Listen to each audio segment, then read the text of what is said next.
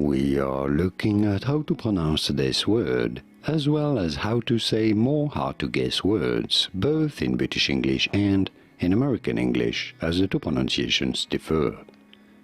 In British English, this is normally said as Peninsula. You do want to stress on the second syllable, Peninsula. Note the su sound on the third syllable.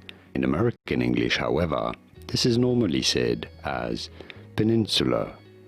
Note the s sound on the third syllable. Peninsula in American English versus Peninsula in British English. Did you get it? Could you hear the difference? Was this any helpful? Let me know in the comments. Here are more videos on how to pronounce more words in English whose pronunciations aren't exactly always obvious. I'll see you there to learn more.